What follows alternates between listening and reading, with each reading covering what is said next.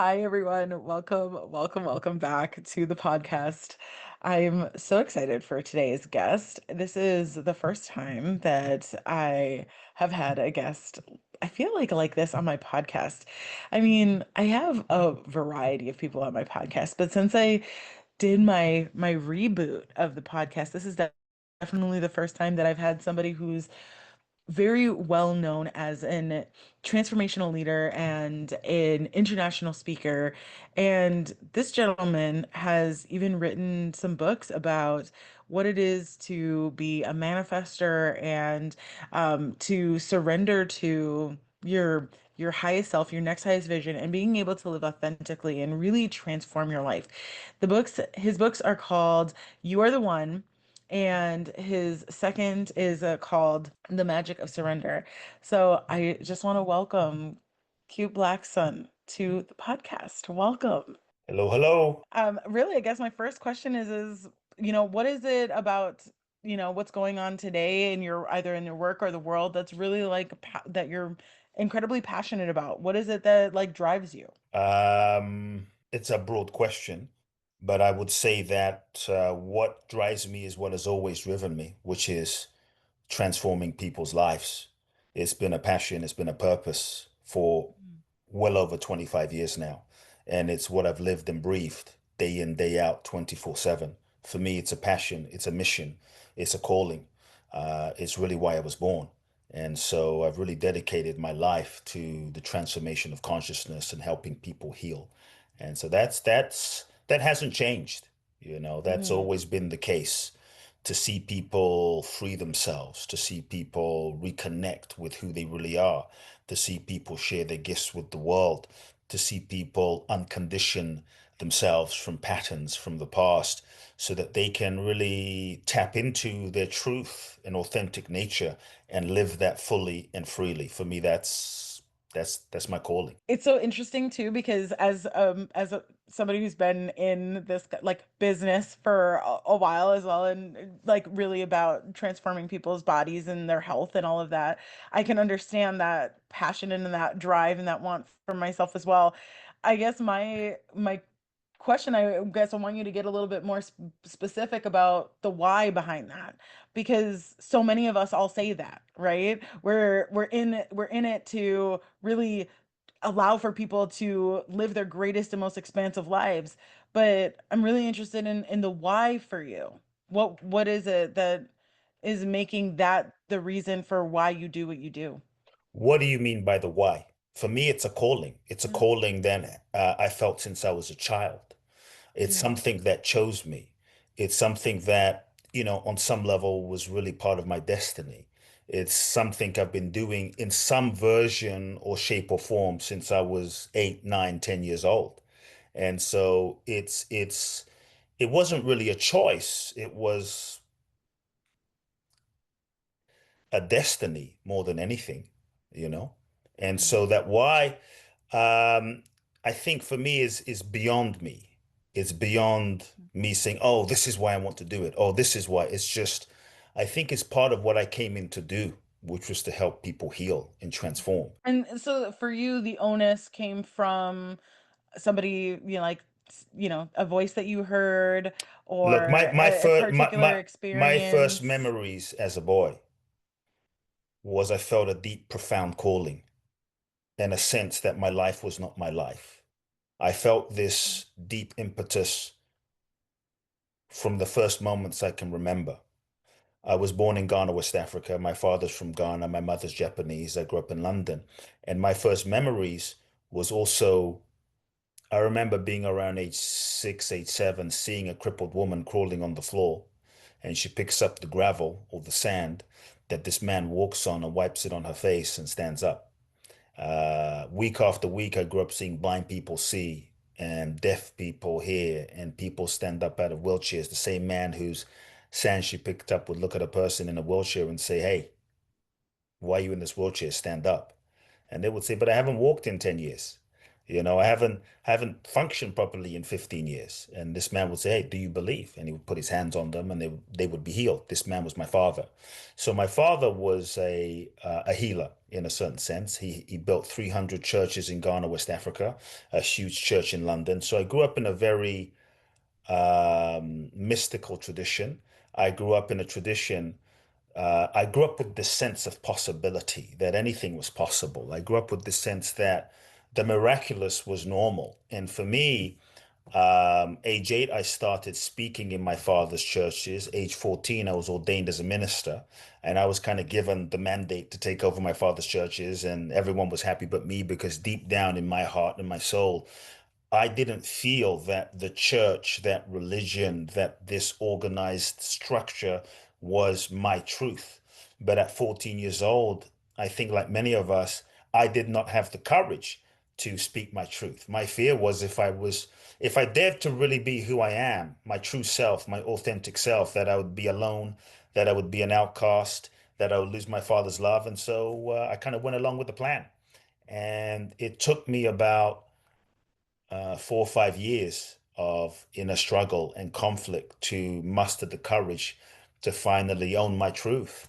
And I started from a very young age having certain visions. I started from a very young age seeking answers because I started having these experiences, these spiritual experiences. Some might call them awakenings. I started meditating at a young age. I would sneak into my father's bookshelf, into my father's office around the age of 10 and reading all of his spiritual self-help books on mysticism and spirituality and awakening and Yogananda, Krishnamurti, Osho. And I started having these spiritual experiences that I didn't understand. And so I started to question and ask the questions. So when I turned 17, I felt a profound, undeniable pull and calling to leave the ministry, because I started questioning a lot, to leave the ministry, to go to America. And there was a clear directive to go to the US, to go to Los Angeles, to go to Southern California, to find the teachers, to find the mentors, and to help people in some way. I didn't know the form it would take in terms of, seminars and writing books and spirituality and this whole field of coaching, because that wasn't even a thing then. But I just knew that something so strong was pulling me. And I think that when you follow your soul, and this is one thing I found, is that when you follow your soul, it often doesn't make sense to your mind. It often doesn't make sense to your logic. In fact, the guidance of your soul is not meant to make sense to your mind and logic, because the true inspiration, the true intuition, I think, arises from a deeper dimension than the mind and the logic and the personality and the sort of human understanding. And so I have found that when you follow your soul, you'll always end up in the right place. And so my soul guided me, go to America, go find these teachers, like pursue this thing. I didn't even know what this thing was. I didn't even know what the form, like you can, take a medical course and do a degree and become a doctor. But all I was being guided was like, go to America, find these mentors, find these teachers, and pursue this thing. And it's like helping people. It's like, what the hell does that mean? But the calling was so strong, um, that I felt like I did not have a choice. And I tried to resist that for a while, right? I was the guy that was supposed to take over my father's church. He had at his height a million plus followers, so to speak, in his sort of organization. And nothing about that felt right. When I looked into my future and I saw that I could follow the expected path, I could follow the path that was set out for me, when I projected into age 20, age 30, age 40, age 50, age 60, I felt like my soul was dying. And so in that sense, I was at a crossroads where I felt like I don't have I don't have a choice. I mean, I could resist it, but to resist it is akin to a death of my own spirit and a death of my own soul. So in that moment, I renounced everything. I retired from the ministry at 17, had the conversation with my father, which was not an easy conversation to have because for me, I I was bet. not close to my father. He's old school African patriarchal male. And it felt like a death of my entire life. But the why was like, I just felt like I had no choice. Something bigger than myself was calling me. And that's why I often tell people, like, we think that we choose our dreams. We think that we choose our calling, our purpose, but really your vision and your dream and the goal, it chooses you. It chooses us because on some level, we are the perfect people to fulfill the vision, the dream, the mission. And so I said yes to it, you know, and once I had that conversation with my father, it felt like my life ended. It felt like I was thrown into a void, thrown into an abyss. I had no idea what I was going to do other than it just felt aligned. Something felt true. And I knew that I couldn't go back to what was the old life. I knew that I couldn't go back to who I was, but I hadn't arrived at where I was going yet. And the truth is, I had no freaking clue where I was going. I had no idea. All I knew was something was guiding me, something was moving me. And what I have endeavored to do is just follow that. And in that moment, long story short, I ended up winning a green card in the green card lottery. And that's what enabled me to come to the US and find teachers and mentors and what have you. And it was really, I think, out of the pure desire to help people, the pure, sincere soul's desire, which I feel is what I came in to do. That pure desire led me to teachers and led me to experiences. And then I uh, walked the Camino, started traveling to Thailand, studying with monks, went to Israel, studying with rabbis, ended up in India. And it was my time in India that really, I would say, cracked me open to a deeper dimension of understanding myself, a deeper dimension of understanding my purpose and why I'm here on this planet and what I'm here to do. And that's when I kind of came back and began 25 years ago working with people and coaching people and you could say formalized my way of working with people 25 years ago. That's such a powerful story, and definitely one that I certainly can relate to as a person that was like from the age of 5 or 6 telling people I'm meant to be a healer, and Yeah. always knowing that, medicine healing was my path in life. So Hmm. I Hmm. certainly can understand and relate to Hmm. that just drive, and Yes. really not always having the, obviously, I too, I won't bore anybody with it. They know my story, but there are certain, like, those moments of, like, I knew exactly, like, when I needed to shift or change because Hmm. something didn't feel right. But Hmm. certainly that I can very much relate to that idea, that knowledge in your bones, in your blood of Yes. this is not something that uh I liked how you said not having a choice about it. Yes. It's just there. Now, not everybody has that, right? Yeah. Yeah. And I know how frustrating for some people that can be, For sure. because they're like, wait a second, I wish that I could be something, greater, or that I had something that was Mm. specific just to me. But I also am very well aware that sometimes the idea of destiny, as you so beautifully put it, or this drive, is quieter for some people than it Hmm. is for people like you and I, where it was Hmm. very loud. There is something that I'm supposed to do, and the universe, God, the angels, whatever we want to Hmm. use the term Hmm. to describe it, is leading us, and we just have to surrender to Hmm. that calling, that pull. What would you say to people who where that voice is quieter and maybe not so forceful? Yeah, I mean, I think it's perfect as well. Um, I would say we all have a destiny. It's just everyone's is different. And I think part of life and the success of life is not comparing yourself to someone else's path or destiny, but surrendering and coming into complete alignment with the natural flow of your own soul's unfolding. You know, my path is uniquely mine, yours is uniquely yours. Uh, I think that the destiny we all come into is also part of the lessons that our soul has sort of incarnated into the human experience to learn.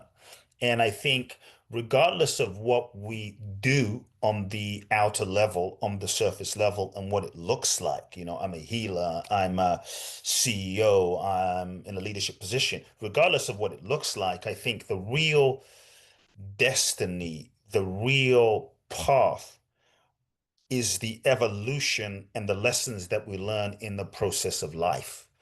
And that can be unfolding and unfolded as a father, as a mother, as a husband, as a wife, taking care of your friends, taking care of your family, learning how to just be a good human being, and learning how to be kind in every day. And so I think for me, life is kind of like a school, and life is, shall we say, like a university for your soul's evolution.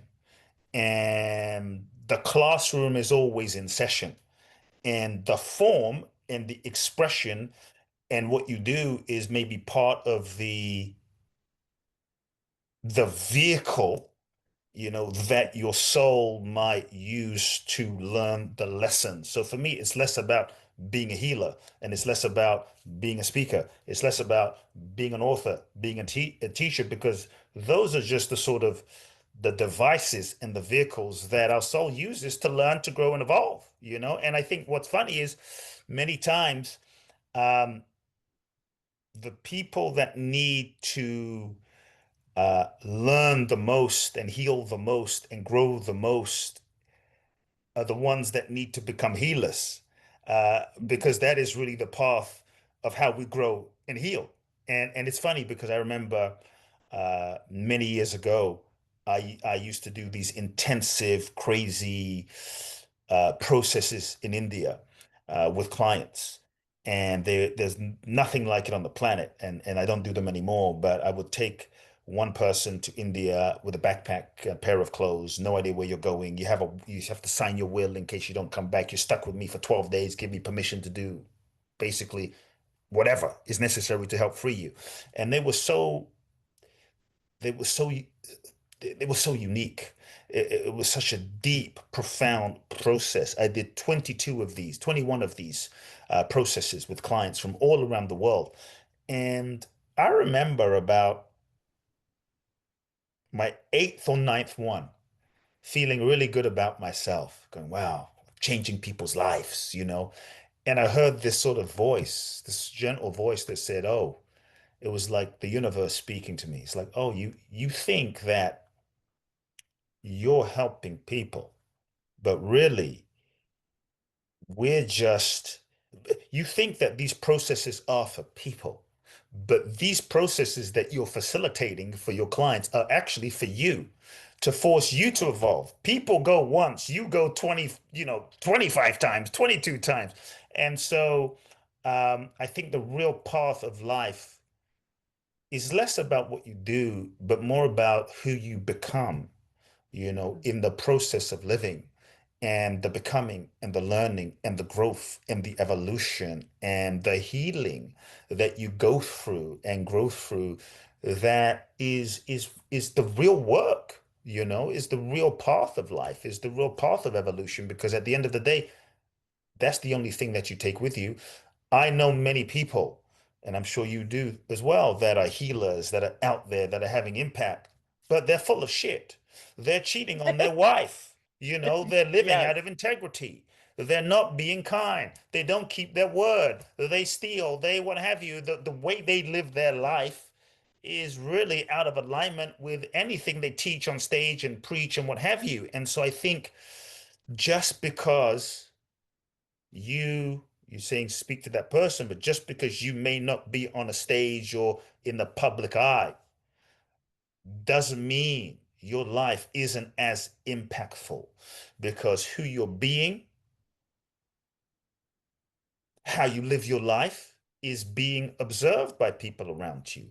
How you live your life and who you're being is affecting your children. The things, the inner healing that you go through, the patterns that you shift, the traumas that you clear, that is a consciousness that you free up that is passed down to the next generation. And so even though you may not be out there leading people on a public stage, just each person doing their own inner healing work, even in a quiet way, is transforming the lives of the next generation, is shifting and gifting your children and your children and your children's children a whole new frequency and a whole new consciousness that is real generational wealth. That's real blessing. And so I think for me, real leadership is not about what you do, it's about who you're being and how you live your life. And, yes, it may not be thousands or millions of people, but your children are watching, your spouse is watching, your generations are watching. You talked about, I mean, I didn't go there when you asked this the first question, but you see, what's one of the things I'm most passionate about? Yes, my work for sure. It's what I do, it's how I live. But to be honest, one of the things that I'm most passionate about in life is being a father and having my son, because no one sees it. I don't flaunt it on social media. You never see a picture of me and my child. Uh, I don't show anything of that. But the thing that really lights me up, that I think has the most impact, is when I see my son. He's full of light, high vibration and frequency. And I see that all the work that I have done, the healing, the clearing, the forgiveness, that no one sees publicly, right? For the last 25, 30 years on myself in the inner sanctum of my own consciousness, the patterns that I've healed and cleared for generations with my fathers and grandfathers. And then when I see my son, he is the living embodiment and fulfillment of all the healing I have done. In that frequency, I see that he does not have to now play out the unresolved traumas and patterns of my lineage. And wow, I see how I have impacted that.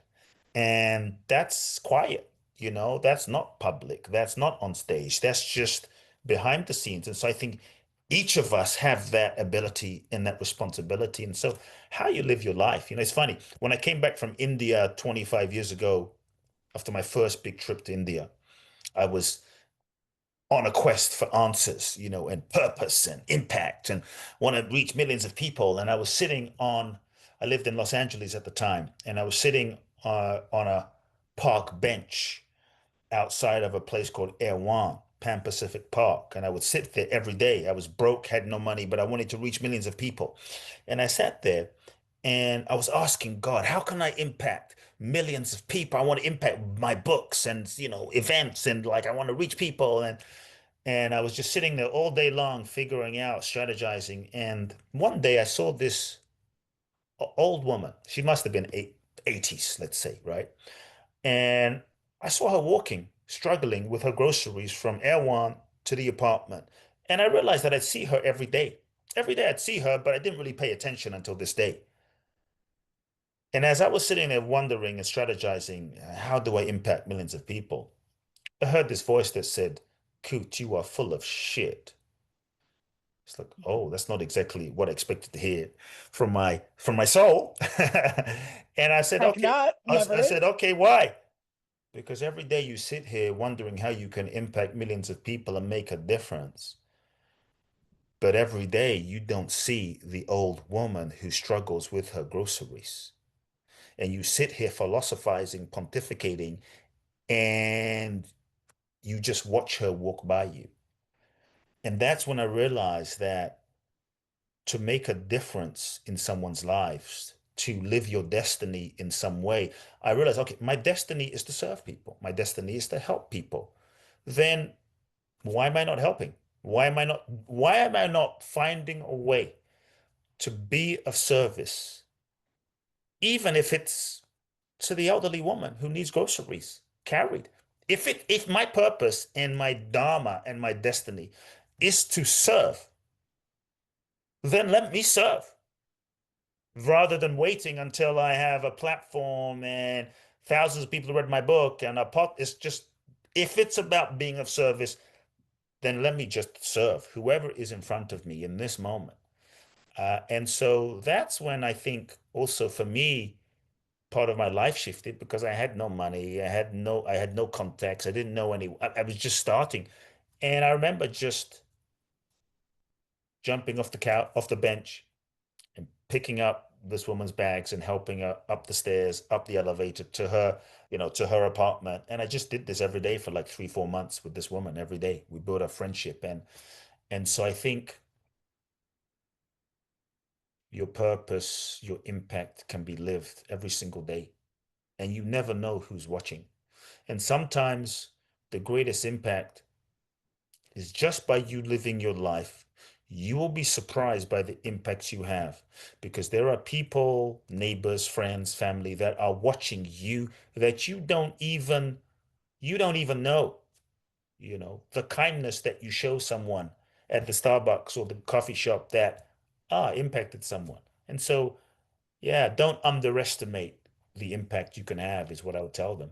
And I would say just do what you can where you are with what you have, because if you do that and everyone does their part, we're all playing a part in the orchestra. If like humanity, if life is like a musical, should we say, what's it, symphony, right?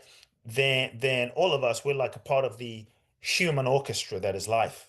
Someone's got to play the trombone, someone has to play the cello, someone has to play the trumpet, someone has to play the violin, someone has to do a bit of a solo, someone has to be, in that orchestra, right? There is that person that is in the back just going ching, ching.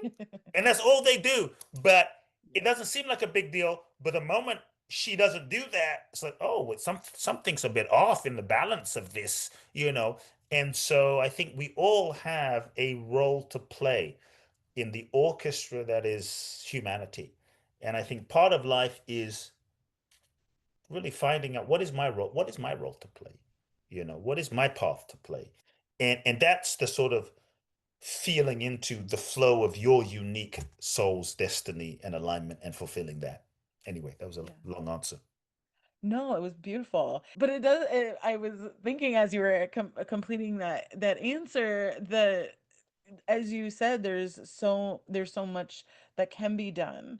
And I'm Yes. curious, as you look at what you're doing now, and Mm, there's so many different topics and spaces that you speak on and teach hmm on. And so I'm curious, what for you is feeling the most important? I know that the whole idea behind your calling and your destiny, the work that you do, is to help people transform and become their most hmm authentic selves and to really truly be hmm able to get to this space that you so eloquently described for yourself that you found of being in service and really allowing yourself to find that space where you just feel good at hmm doing hmm life, living, being, creating, hmm helping, right?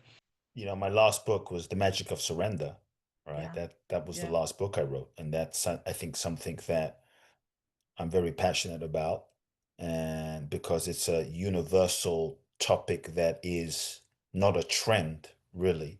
It is the, shall we say, the sort of the fabric of life. And as human beings, part of what I think we are here to learn and grow through is to learn how to surrender in this process of life. And so, yeah, I speak a lot about surrender, and that's something I'm Where very do passionate you about. where do you feel like in your life you're learning or working in surrendering to right now? I don't know if there's one specific thing. I think that it has been a continual process of surrender. And the truth is, the deeper I go, the less choice I feel I have, Mm, the freer I feel. And so for Can you say me, more about that? yeah, the deeper I go in my spiritual evolution, the less ego drives the show, the less choice I think I have. The more in ego we are, the more choice we think we have, the more limited we are. It's like, oh, I can do whatever I want, whenever I want, with whoever I want, however many times I want. And but we don't realize that sometimes we're just a slave to our conditioning, our childhood traumas, reactivity to our parents, our addictions, our biological urges. But the deeper I go, the things that I used to do or want to do or cravings, or it's less about me and my, and it becomes more about what is actually in alignment, what is actually seeking to happen, what is there's what I want. Yeah, I want this, but actually this is what is seeking. Like, I give you an example. The Magic of Surrender book, which became a national bestseller, was not the book I wanted to write. That's an example. Like, I Coot wanted to write another book. I had all of these ideas of books I thought would be bestsellers, books I thought publishers would want. I saw, the subtle art of not giving a fuck, right? Oh, okay. The magical art of tidying up. Oh, they sold millions. I thought I would be smart, right? After my first book was a bestseller, I thought, oh, I'm going to create a concoction of a concept that sort of takes the best of everything, and puts it together. And it's going to be this book that publishers want. And I started brainstorming and strategizing all of these crazy ideas on this whiteboard. And we had hundreds of ideas, and they were all brilliant, but none of them felt aligned. None of them felt true. They felt intelligent, but none of them felt like, yeah, this is aligned. This is aligned. And the deeper I go, the more it's about the alignment, not just what I want, right? And I think so much of self-help, personal growth, even spirituality is all about what do you want? What do you want? What do you want? And the challenge is, to me, this is sort of the ego-based model for living life and creating and manifesting. And I found that you might manifest what you wanted, only to realize that, yeah, I got what I wanted, but it was just what I thought I wanted based on who I thought I was. And if I'm not in touch with who I really am, many times my goals can be projections, of my wounds and childhood and conditioning and unmet needs. And daddy didn't love me. So if I can just get that Ferrari and get that body and make that and be famous, then I'm going to be worthy, right? And it doesn't fulfill us. And so for me, the I remember looking at this whiteboard with all these ideas, going, I want to write that, I want to write that. And the only word that I looked at on the bottom of this whiteboard was the word surrender. And I thought, hell no, I don't want to even go there. But it had an energy and it had a pull that felt absolutely crystally authentic. And if I was honest, I could not deny that that was the calling. I could bullshit myself. I could lie to myself. I could rationalize. I could pretend, which is what the ego does to sort of justify its identity and position. But the truth is, that's what felt true. So I had to surrender to the book about surrender. And I had to surrender to the book that was seeking to be written, not simply the book that I wanted to write. And I think that's part of what surrender is. When we bring ourselves into alignment with the natural flow of our soul, the highest flow of life, then not only are we in surrender, we are living in harmony with life. And I think this is when the magic, the miraculous, the beyond what you could have planned for yourself actually happens. And so, um, for me, life has become a continual process of upping the stakes of living surrender, letting go of control. It's kind of like you say, well, what are you working on? It's like at a certain level, you're walking on the ground. Then you put the rope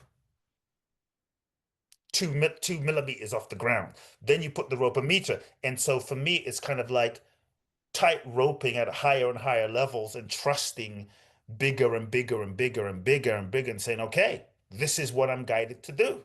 This is the flow. And trusting at a bigger level, even though I may not understand or know what's happening or I was guided to years ago. I was told go to Brazil. No idea why, no intention, no reason to be there. I done an event there 2 years ago. Long story short, in the middle of COVID, I didn't want to go. I went, met my Hmm. wife, the love of my life. We have a son. I mean, could not have planned it. And Hmm. so the deeper I go, or the deeper you go, the less choice you have, the freer you are. And certain things that you used to be able to do,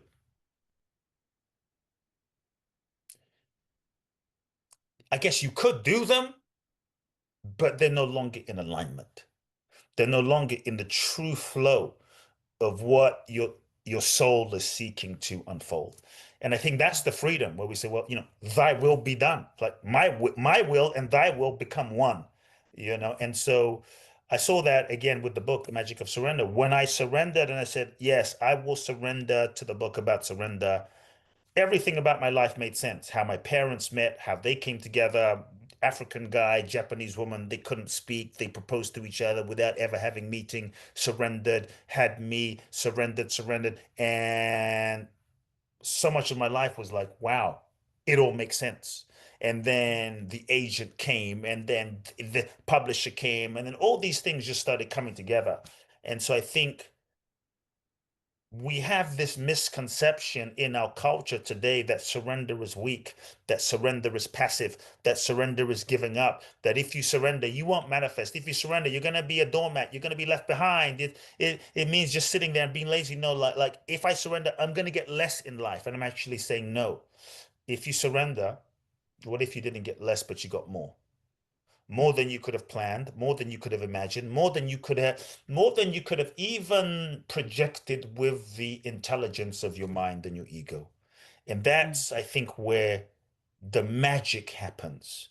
And so I honestly have seen so much magic happen in my life, even in the last few years. Like when you write a book on surrender, be ready because God, universe strips everything from you. I was in a Yeah. relationship that I thought was the one. I was sure was the one. Boom. Started writing the book. Sorry, it ain't it. I was like, oh shit. And it's sort of like humbles you because when what you think isn't,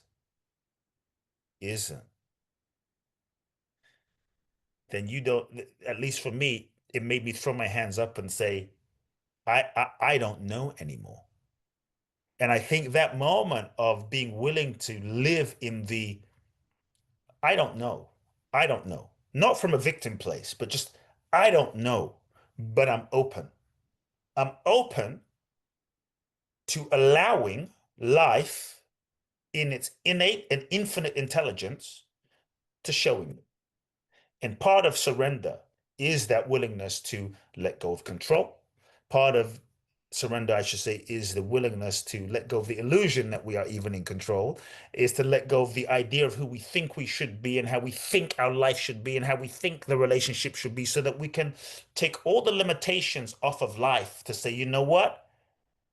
I'm available. I'm open. Show me this intelligent, infinite intelligence that has been around, this infinite intelligence that is living you and breathing you. It's the same intelligence that is digesting your food, that is beating your heart. You and I are not sitting here on this call and anyone listening going, breathe, breathe, breathe. It's just happening, Yeah. right? There's trillions of Yeah. cells interacting. What is doing that? To me, this same intelligence is what is doing and functioning all of existence and all of life. And I think the willingness to say, okay, I'm going to let go of control and allow life to show me. Mm. Because if we look at the best things, at least I have seen, if you look at the best things in your life that have happened, most of it you didn't plan. It, it, Absolutely not. it just kind of happened in the process of living.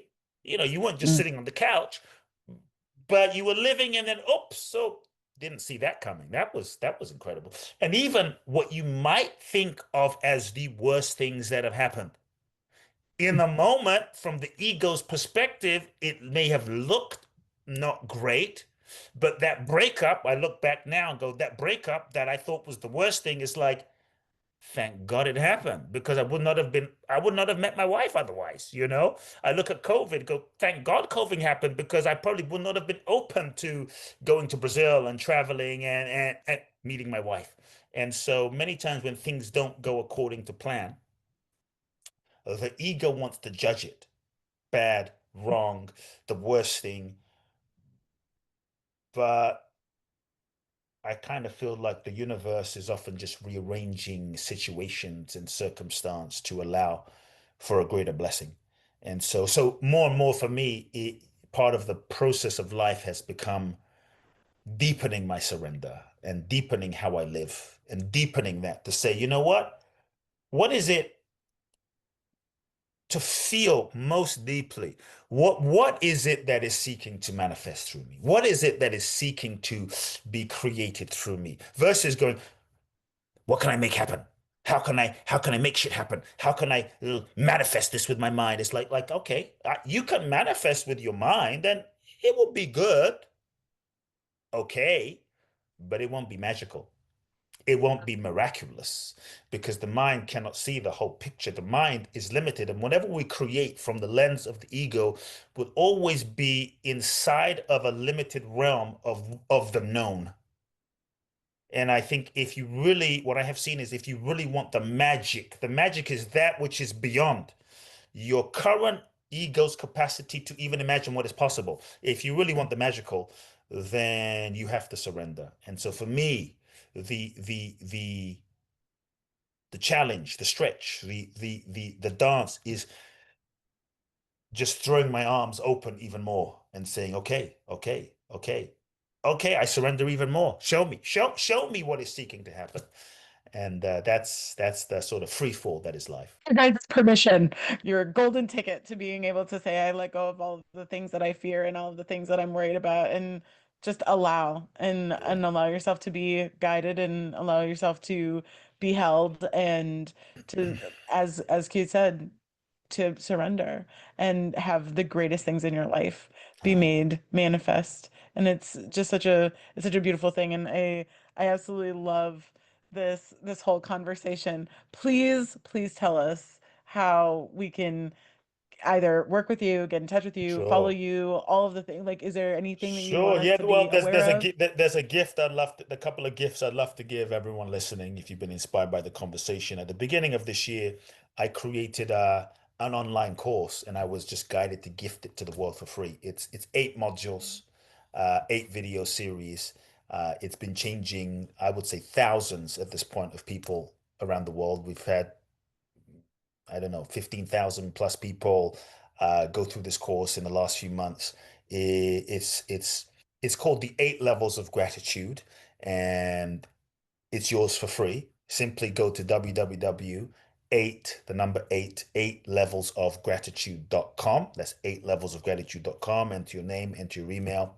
The course is yours. Yeah, my website, Kute Blackson, my name, Kut, kuteblackson.com. I'm in the process of actually creating new events and new retreats as we speak. I just wrapped up last year a series of sort of 15 years of intensive seminars and events, and now I'm creating new ones that are about to be launched pretty soon. So if you want to know more about that, just stay connected via my website, kuteblackson.com. Beautiful. Guys, you will see all of the links to follow him, the links to this amazing, beautiful gift of his 8 module course. Everything that I have access to, you will have access down in the show notes. Please let us know what you thought of this conversation, how it has changed and upleveled you, things that you are interested in learning more about, and we just are so grateful for you to listen and be a part of this journey and to enhance your own journey and your own visions and really become, as Q says, a very transformed and authentic self. I'm so excited that you were here with us today. Thank you so much, and we'll see you next time on the next Breath of Life Conversations. Bye, everyone.